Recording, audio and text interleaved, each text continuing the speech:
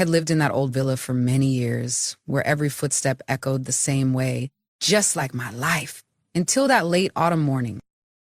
When Noah, my ex-husband's son, reached out and fashioned an Italian silver necklace around my neck, then whispered by my ear, "If we had met under different circumstances, would things feel this complicated?" From that moment on, I knew I was standing before a door that, once opened, could never be closed the same way again. Have you ever felt your heart waver beneath a gaze you knew you should never return? Autumn in Tuscany always arrives late and leaves quietly. In the pale morning light of late November, the sky drifted slowly, as if it too was reluctant to part with the season of the final leaves.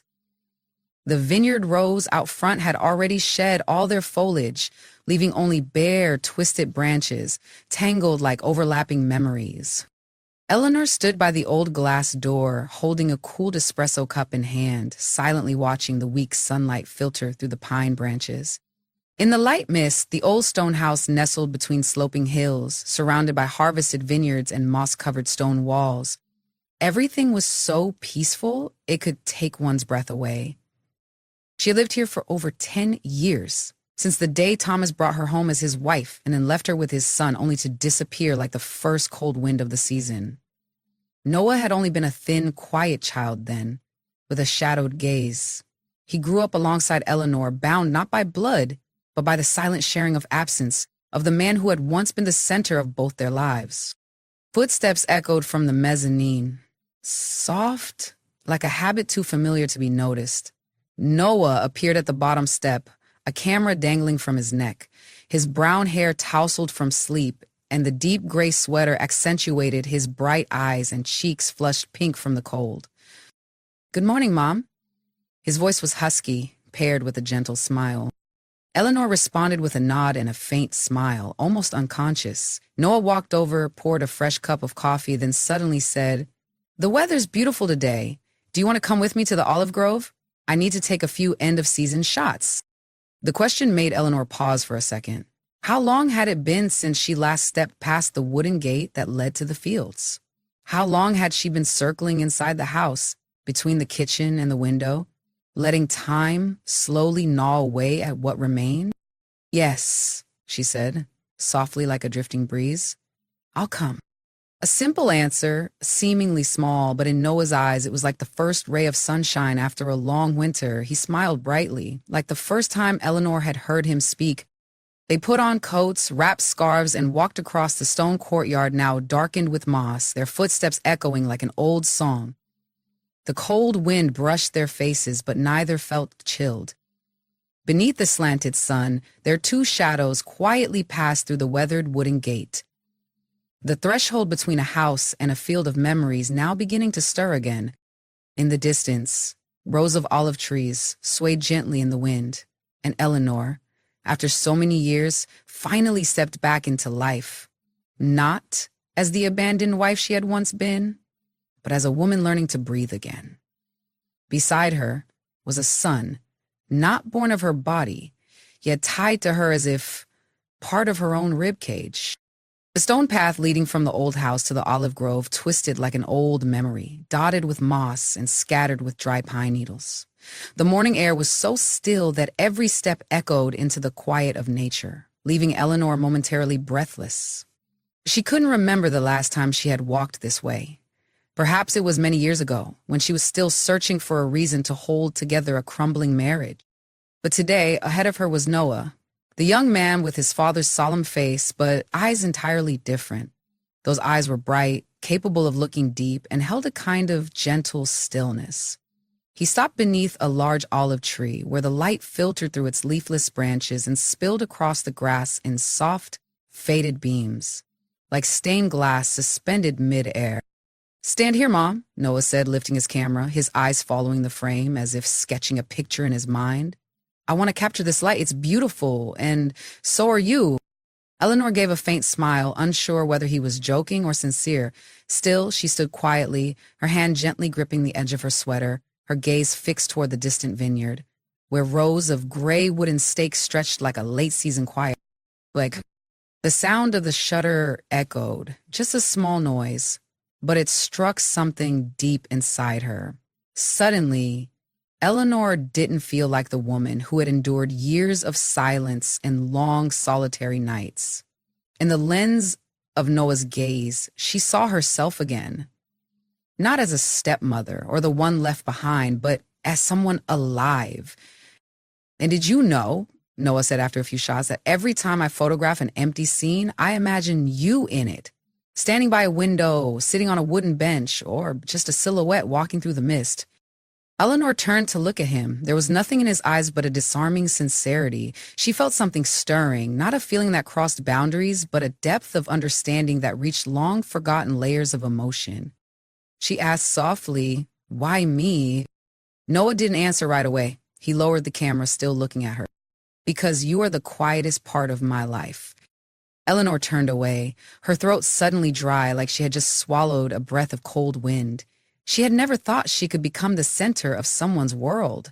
Not after so many years of being a support, a background figure, or a nameless presence in someone else's story. Noah resumed taking photos. He didn't ask her to pose, didn't direct her. He simply captured her as she was, standing in silence among the wind, the fading olive trees, in a morning that seemed ordinary, yet stirred her heart in a very different rhythm. As the sunlight grew harsher, Noah lowered the camera and approached, offering her a small bottle of water. Eleanor took it, their fingers brushing gently. In that moment, neither spoke. Not because they didn't know what to say, but because neither dared to disturb the fragile stillness just beginning to take form, like the surface of a quiet lake, easily shattered by the drop of a single stone. Eleanor looked at Noah again. Beneath the gently swaying olive branches, he was no longer the boy from years ago, but a young man standing on the edge between youth and the solitude of growing up. Someone who could see her, not through duty or title, but through the full presence of who she truly was. And in that fleeting moment, Eleanor felt something inside her soften, as if she had just touched a light she thought had been lost long ago. That evening, Eleanor sat alone in the old stone kitchen, the warm yellow light casting a glow over the oak table, darkened by time. The wind tapped softly against the small window above the sink, carrying the scent of pine resin and the damp chill of the season's end. She was flipping through an old notebook, its pages filled with messy handwriting from the early years of her marriage, back when Tuscany was still a dream, not yet a place of refuge. Noah stepped in, holding a small box wrapped in silk paper, pale red like wine. He hesitated for a few seconds behind her, then spoke gently. "Mom, I have something I'd like to give you." Eleanor turned, surprise in her eyes. She couldn't remember the last time someone had given her a gift. Thomas used to bring flowers on her birthdays, until he stopped, and Noah never had. She accepted the box, her hands slightly trembling. "Is there something special today?" Noah shook his head, smiling softly. "No, I just felt today should be that kind of day." Eleanor peeled back the soft silk wrapping. Inside was a silver Italian bracelet, vintage in style with delicate links connected by a single smoky stone. Simple, elegant, yet holding more than just ornamental meaning. "Beautiful," she whispered, her fingers tracing the faint etchings. "I saw it at the Chianti market last month. I don't know why, but the moment I saw it, I thought of you." Noah stepped closer, taking the bracelet out of the box. "Let me help you put it on." Eleanor hesitated briefly, then offered her left wrist. Noah's fingers brushed her skin. Cold from the metal made her shiver. But the most vivid sensation was the warmth spreading from the place his hand touched hers. As he fastened the clasp, Noah didn't pull his hand away immediately. He stood very close, the scent of pine wood and sunlight clinging to his sweater. His breath touched Eleanor's neck as he whispered, "If we had met at another point in life, would everything still feel this complicated?" And the air froze. Eleanor felt her heart skip a beat. She wanted to pull her hand back, but couldn't find the strength. She didn't look at Noah, only stared at the gas flame on the stove, burning so small that if one didn't look closely, it might seem it wasn't there at all. "I'm sorry," Noah said quietly, stepping back. "It's just, sometimes it's hard to keep certain feelings locked inside forever." Eleanor slowly turned to face him. In his eyes, there was no impulse, no imagatory, only a deep sadness, a kind of emotion she never thought she would see in the eyes of someone she once cradled. "There are things that don't need to be said, Noah," she murmured, her voice low and soft like leaves falling on the porch. "I know," Noah replied. "Sometimes a moment of connection is enough to remind me that I'm not alone, even if it must stay in memory." Eleanor looked down at her wrist. The silver bracelet shimmered faintly under the light. A sign, an inscription. A gift, not for her, but for something deeper. A memory, a feeling, and a space that had never been named. She didn't say anything else, but as Noah went upstairs, his footsteps light as the wind, Eleanor knew one thing for certain. From that moment on, a door had been cracked open. And she, though still standing on this side of the line, had begun to hear the voice calling from the other. The night in Tuscany held a silence so profound it made one easily lost in thoughts better left unspoken. In the stone-tiled living room, the flickering flames from the fireplace cast shadows on the ancient brick walls, creating shifting patterns like memories. Eleanor sat on an old leather chair, a light blanket draped over her legs, her eyes quietly gazing out the window. The snow hadn't come yet, but the wind was already bitter. Noah appeared from the staircase, holding 2 glasses of red wine. Sangiovese, the kind they once bought from a small hillside winery. The orange glow from the fire made his hair shimmer, as if bathed in the final sunlight of the season. "Will you have a glass with me?" Noah smiled softly, setting one down on the table next to Eleanor. Eleanor nodded, saying nothing. They sat across from each other, the firelight dancing on their faces. One matured by years of silence, the other glowing with emotions never touched before. "I used to think," Noah said, gently swirling the wine in his hand, "this house would always stay as cold as it used to be." "And now?" Eleanor asked, her voice hoarse. "Seeing you walk through the fields today, under the autumn sun, I didn't feel cold anymore." Noah said it plainly, without hesitation. At that moment, I no longer saw someone from my past. I saw someone who had been quietly strong all along. Eleanor tightened her grip on the wine glass. Those words, so honest they were frightening.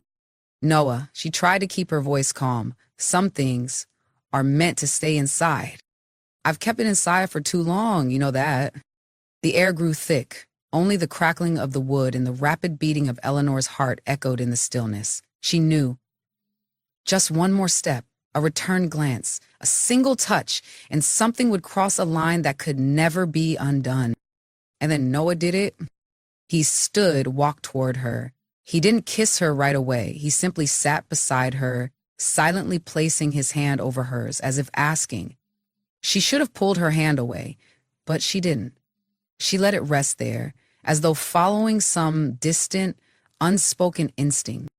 "I don't know what this feeling is," Noah said softly, "but it scares me more than it comforts me." Eleanor turned to look at him. His face was so close she could see every flicker of his long lashes in the firelight.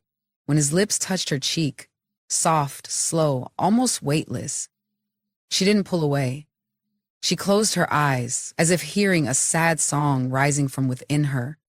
That silence between them stretched longer than it should, but no words followed, unsettling and quiet. A trail of red wine tipped over from the glass on the table, spilling onto the white tiles, like a sign that something had just slipped out of control. Eleanor opened her eyes and looked at Noah. She didn't smile, but she didn't speak either. Her lips parted slightly, as if to say, "Don't continue," but her eyes betrayed her. Noah understood. He reached out as if trying to hold on to a fleeting warmth, but Eleanor gently stepped back. Not rushed, not forceful, but carrying all the yearning both had never dared to acknowledge. Eleanor stayed still, overwhelmed by the weight of unspoken emotions neither of them fully understood, and in that moment all boundaries melted away. In the flickering firelight, Eleanor knew they had wandered too close to a place neither belonged, and now they both knew it. And sometimes, even silence can speak too loudly when left unanswered. The next morning, the first light of day filtered through the mystic glass, slanting into the old stone kitchen. Eleanor stood alone at the sink, a cold espresso cup in her hand. Outside, the bare vineyard trellises looked just like her heart at that moment, shriveled, empty, and exposed under the final thin sunlight of the season. There were no footsteps from the loft, no familiar good morning. The house was steeped in a terrifying silence, not the peaceful kind of Tuscany, but the kind that comes when someone has just lost themselves. Eleanor pressed her forehead against the cold refrigerator door and closed her eyes. Images from the previous night replayed in her mind like a blurred film reel. The flickering firelight, Noah's eyes looking at her not as a child anymore, and herself. Not resisting at all. No, she whispered, as if simply saying it aloud could undo everything. But there was no erase button for last night. She knew they had both gone too far from what should have been kept sacred. The sound of a door opening. Noah stepped in, his eyes unable to hide the exhaustion of a sleepless night. He looked at Eleanor for a long time, as if waiting for a word, a glance, or even the smallest gesture of comfort. Eleanor set the cup down, her voice hoarse and strangely calm. "Noah, you should leave for a few days." Noah froze. "Mom, it's not because I hate you," Eleanor continued, her voice steady but tightening. "It's because I need to remember who I am. And so do you." Noah took a step closer, eyes red. "We both know what we felt last night wasn't just an illusion. Some feelings arise from loneliness, not truth. That's why they must be let go before they change us." Silence filled the kitchen, the kind of silence where even a spoon dropping could make the heart ache. Noah said nothing more. He retreated quietly like a shadow.